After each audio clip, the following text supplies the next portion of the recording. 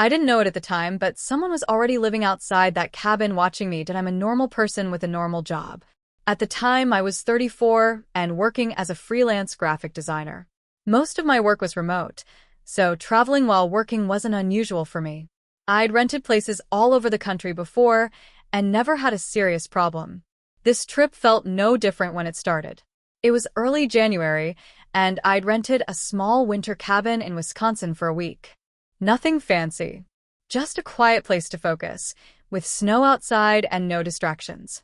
The drive there was calm. The roads were clear. The cabin owner met me, handed over the keys, and showed me around. He talked about the heater, the water pressure, and how wildlife sometimes passed through the area. He said it casually, like it was no big deal. The cabin sat alone, surrounded by trees. No neighbors in sight. I remember thinking it was exactly what I needed. Silence. Space. Time.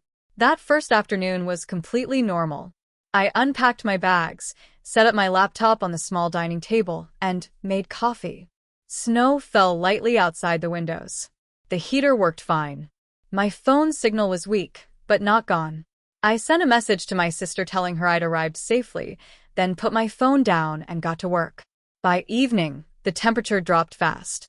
I closed the curtains, turned on a lamp, and made dinner. The cabin creaked the way wooden buildings do in winter. I barely noticed. I'd grown up in older houses, and those sounds didn't scare me.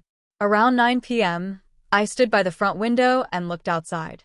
The snow had picked up, covering everything in a smooth white layer. My car sat in the driveway, already half buried. There were no tracks anywhere else. No footprints. No tire marks beyond my own. Just clean snow and dark trees. I locked the front door, then checked the back door out of habit. Both were secure. I remember feeling oddly satisfied by that, like I was doing everything right. I went to bed earlier than usual. The place was so quiet it made me tired. As I lay there, I could hear the wind moving through the trees. Nothing else. No animals. No voices. Just wind. Sometime later, I woke up without knowing why. The room was dark. The heater clicked on softly. I lay still, listening, trying to figure out what had pulled me out of sleep. That's when I noticed something that didn't make sense. There was a sound outside the cabin. It wasn't loud. It wasn't sudden. Just a slow, dull crunch.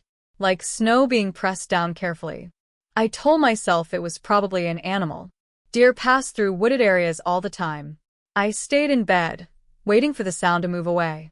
It didn't. Instead, it came again, slightly closer. And in that moment, I realized something small but unsettling. When I went to bed, the snow outside was untouched. Whatever was out there now had arrived after I locked the doors.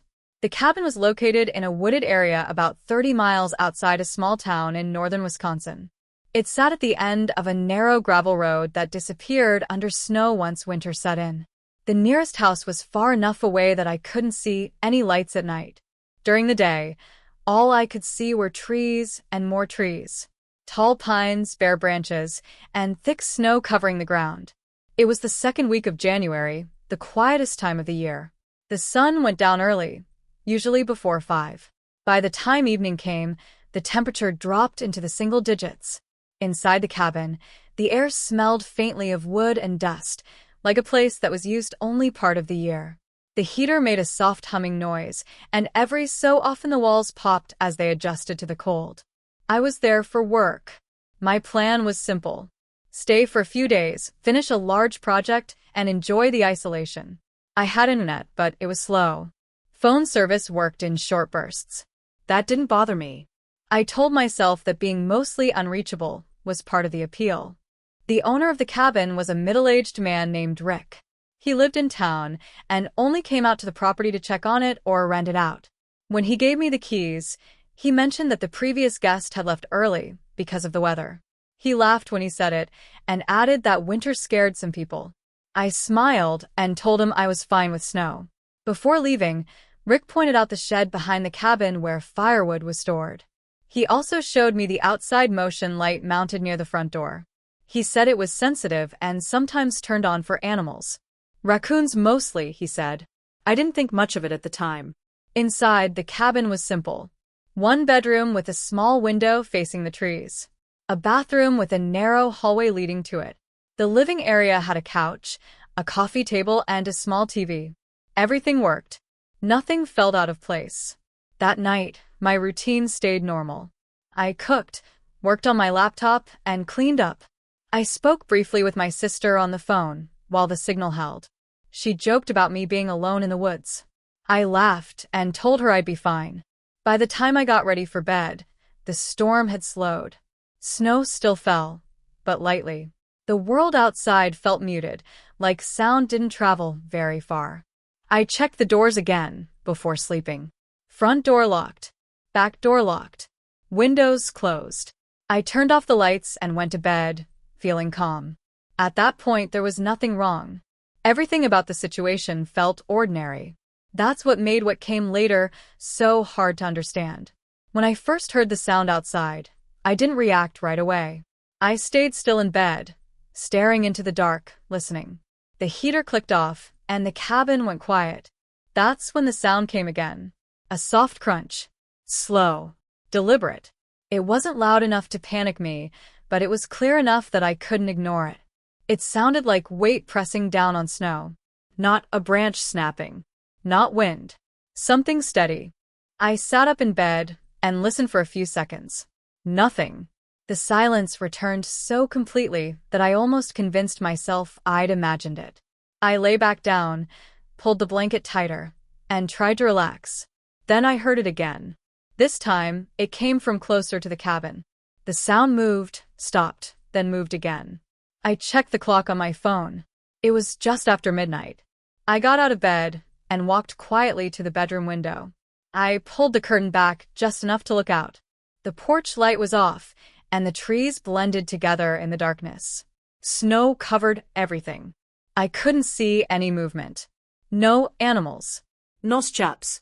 I stood there for a moment longer, straining to hear something else. My breath felt louder than it should have. When nothing happened, I stepped away from the window and told myself to stop overthinking it. Back in bed, I noticed something else. The cabin felt different. Not colder. Not louder.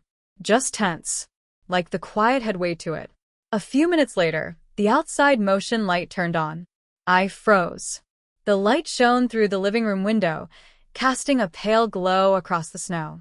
I stayed where I was, watching the doorway to the bedroom, waiting to hear something. The light stayed on longer than I expected. I remembered Rick saying animals usually triggered it for only a few seconds. This time it stayed on. After almost a minute, it shut off. I waited. Nothing happened. No sound. No movement. I told myself it must have been a deer standing too close to the sensor. Still, I didn't go back to sleep. Lying there, I became aware of every small noise inside the cabin. The ticking of the clock. The faint hum of the heater. The soft creak of wood settling. Each sound felt sharper than before. Then I heard breathing. It wasn't loud. It wasn't inside the room. It was faint, like air moving slowly through something. I sat up, heart pounding, trying to locate it. When I held my breath, the sound continued. It was coming from outside the wall. I didn't move. I didn't reach for my phone. I just listened. The breathing stopped after a few seconds, replaced by silence. That was when I knew something wasn't right. Not because of fear, but because nothing about what I was hearing made sense anymore. The knocking started again, louder this time. Not pounding, but firm. Like someone who knew exactly how hard to hit the door without damaging it. I stood in the middle of the living room, unsure where to go. My legs felt weak, but my mind was racing. Then the handle moved. It didn't turn all the way. Just a slight jiggle. Slow. Careful. Whoever was outside knew the door was locked and wanted to see how secure it was. I backed away and went straight to the bathroom.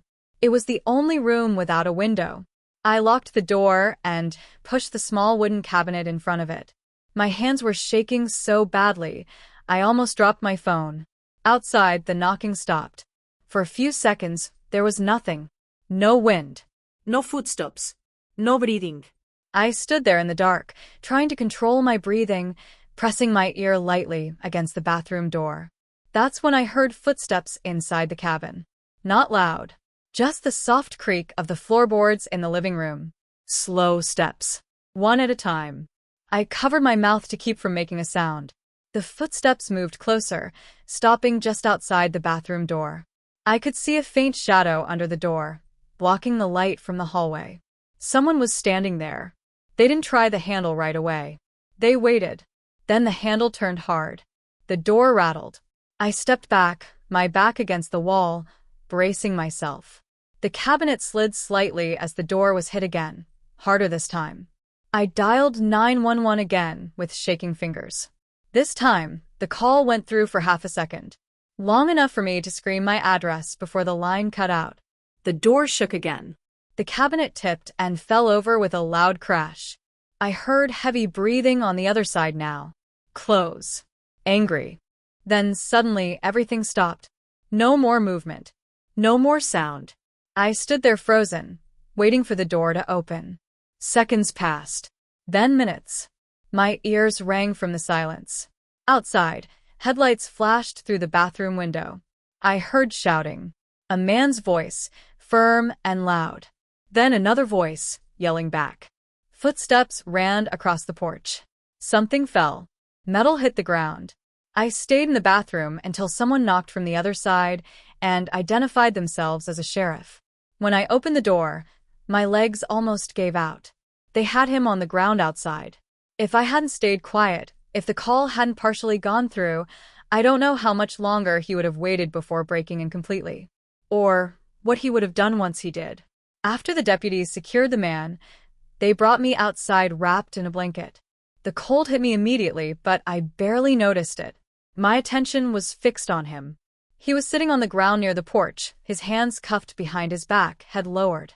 He looked older than I expected. Late 40s, maybe early 50s. His clothes were layered and dirty, like he'd been living outside for a long time. One of the deputies asked if I was hurt. I told him no. My voice sounded calm, even to me, like I was describing something that happened to someone else. They searched the man while another deputy stayed with me. When they lifted him to his feet, something fell from his jacket pocket and landed in the snow. A large hunting knife. The blade was clean, not rusted, recently sharpened. The deputy picked it up and showed it to me without saying anything. That was the first moment I realized this hadn't been random. He hadn't just been trying doors. While they spoke with him, another officer checked around the cabin with a flashlight. He followed the trail of footprints leading away from the porch, past the bedroom window, and toward the shed behind the cabin. After a minute, he called the others over. Behind the shed, partially buried under snow, was a small campsite. A sleeping bag, empty food cans, a plastic jug filled with water. It had been there for a while. The snow around it was packed down and dirty. The man hadn't just shown up that night. He'd been living there. The deputy told me the man admitted he'd been camping on the property for at least 2 weeks. He'd been watching the cabin from the trees when it was empty. When my car arrived, he didn't leave. He waited.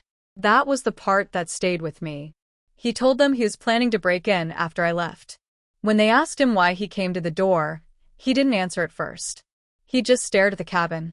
Then he said something that made my stomach drop. He thought I had already gone to bed hours earlier. That meant the breathing I heard outside my bedroom wall wasn't accidental. He knew where I was sleeping. He had been standing there, listening, waiting for me to fall asleep. The deputy said the motion light probably forced him to move before he was ready. That's why he started knocking. He wanted to see if anyone was awake. If I hadn't checked the window. If I hadn't stayed alert.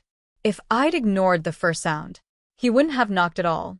As they loaded him into the cruiser, he finally looked at me. Just once. No anger. No panic. Just a flat, calm expression. Like someone whose plan had been interrupted. Not stopped. I didn't stay in the cabin after that. One of the deputies waited while I packed a small bag. I left most of my things behind. I didn't care about them anymore. I just wanted distance. Before I got into my car, I looked back at the cabin one last time. In the flashing red and blue lights, it looked smaller than it had earlier that night. Less solid. Like it had never really been safe to begin with. The sheriff told me the man would be taken to a nearby county jail. He said they'd figure things out in the morning. I asked what that meant. He didn't give a clear answer. He just said the man hadn't technically broken into the cabin yet. That bothered me. I drove back toward town as the sky started to lighten. Snow continued to fall, slowly covering the tracks outside the cabin. By the time I reached the main road, my hands were numb from gripping the steering wheel too tightly. A few days later, I called the sheriff's office to ask what happened to him. The woman on the phone paused before answering. She said the man was released pending further investigation. There wasn't enough evidence to hold him. No charges stuck. I didn't know what to say after that. I thanked her and hung up. I went home and tried to return to my normal life. Work, sleep, routine. From the outside, everything looked fine. But I stopped sleeping through the night. Every small sound pulled me awake. Wind against the window. A car passing outside. Footsteps in the hallway of my apartment building. Sometimes, when I close my eyes, I think about the way he looked at the cabin. Not at me. At the door. Like he was memorizing it. The part that stays with me the most isn't the knife. It's the timing. He knew when I went to bed. He knew where I slept. He waited. I still don't know how many nights he stood outside that cabin before I arrived. And I don't know how many other places he's watched since then. Sometimes, late at night, when everything is quiet, I get the feeling that someone is standing just out of sight. Listening. Waiting.